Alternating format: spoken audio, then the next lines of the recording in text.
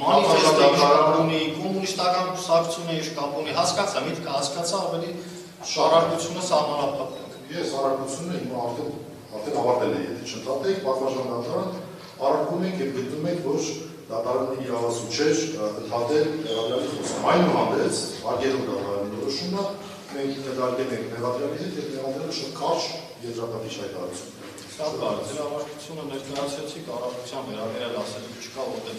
արդեն իսկ դատական նիստում քննարկեցինք, հա դուք ասում եք կոմունիստական կուսակցության մանիֆեստը չենք ասելու, բայց 2018 թվականից շուտ ելույթներ էր, դրա համար ընդհատվել, հիմա երկրորդ անգամ չեմ մեկնաբանել դատարանի գործողությունները, այս մասով առարկությունը հասանելի էր, արձանագրվեց և եզրափակիչ հայտարարություն մեղադրյալի։ Պատվարժան դատարան, ես իմ վերջին խոսքը դեռ անցած նիստին էի պատրաստել, ցավում որ նման որոշում կայացրեց դատարանը, բայց քանի որ պատասխանատու որոշումը պատահորը ենթարկվել է որոշման։ Կան այլ հատկակներ, որտեղ վերջի խոսքը որ անցած անգամ էի պատրաստել, այս անգամ այստեղ հիմա լավ չկասեմ մի քանի թեզեր ուղղակի։ Ուզում ասեմ, որ չեմ ընդունում ինձ ներկայացված մեղադրանքը,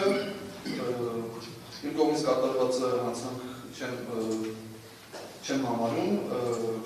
այդ կատարված ակտները, փաստաբաններն են ակտիվ, շատ ծավալուն անդրադարձել են դրան։ Ու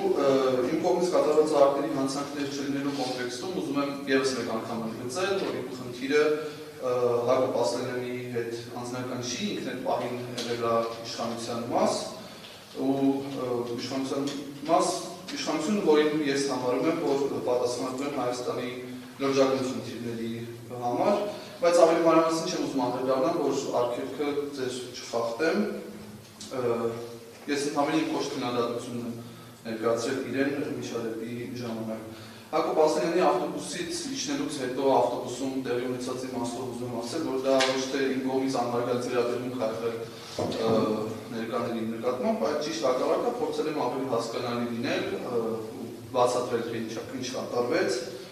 Դատախազության կողմից ինձ մեղադրանքներ ներկայացնելը միջդատական վարույթում իմ նկատմամբ խիստ խափանող միջոցների կիրառումը համարում եմ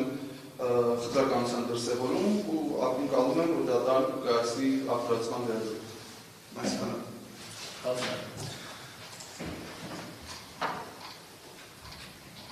Դատարանը հեռանում է առանձին սենյակ կարգին կայացնելու վերաբերյալ հրապարակվի այսօր նույն դահլիճում ժամը 16:35 րոպե։